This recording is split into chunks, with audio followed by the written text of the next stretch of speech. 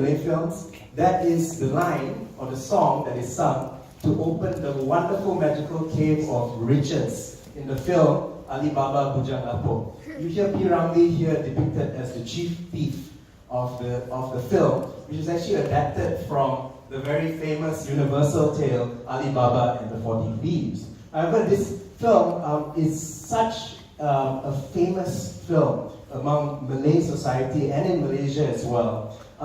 And it was made in the 1960s, in a period when the nation was forming.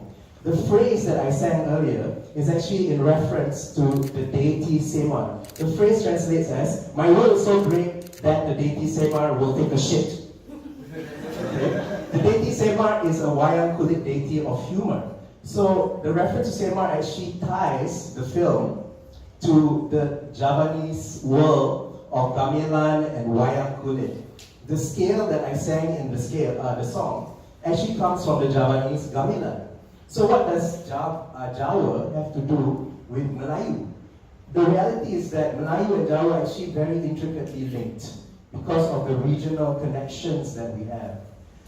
In the film, they also play on anachronism, that is placing things out of time. You see the chief thief that's set in this fantastical fantasy Arab time, but he's wearing a cowboy hat, cowboy costumes. There's a scooter, there's a bicycle, and of course this is set in pre-colonial, pre-modern times.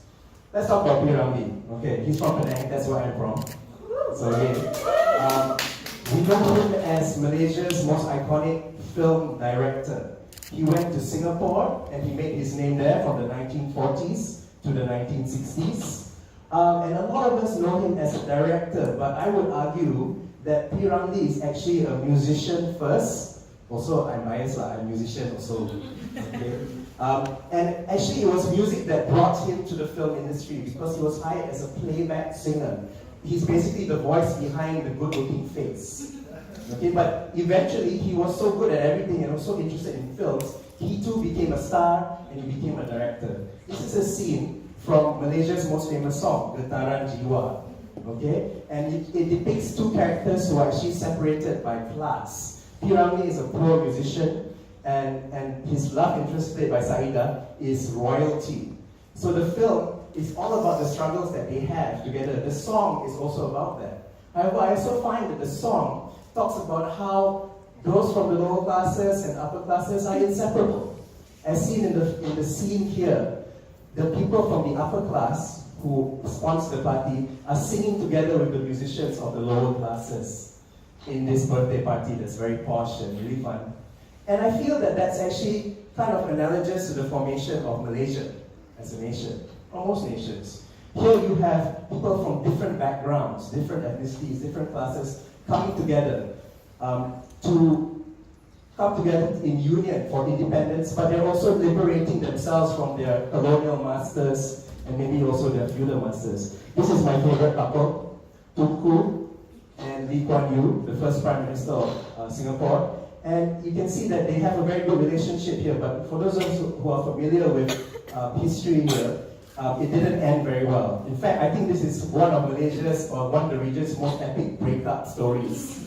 Okay? A good breakup always ends in tears. This is a famous scene from a video of Lee Kuan Yew announcing the separation of Singapore from Malaysia due to political differences. And of course, those of us who know it a bit better, these are ethnic-based differences that are couched in the ethnic politics of the country.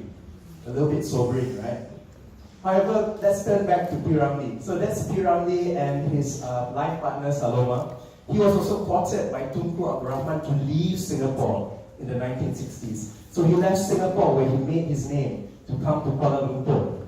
But in Kuala Lumpur, his life didn't turn out so well, and he died, fortunately he died in 1973.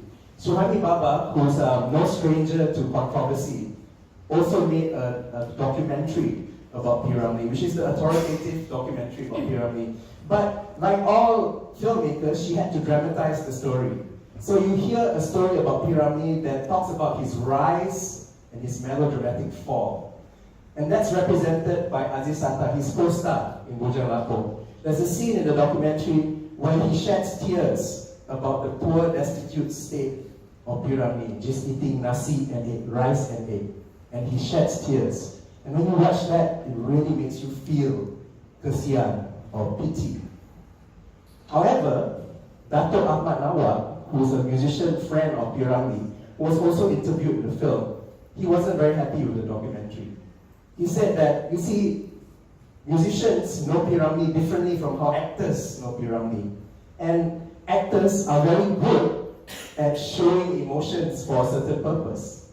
And that purpose was to elicit a sense of kesian, whether true or not, or a sense of pity. And that's something that's very ingrained in Malay culture. It's a meaning that ties pity with love, kasih kesian. And these emotions, our ideas of these emotions of pity, love, are very powerful things. Okay? I'm going to fast forward to a more recent example. This is the EB duet, Billy Ho and Eve Wong. Recently, a few years ago, 2014, they released a version of Getaran Jiwa.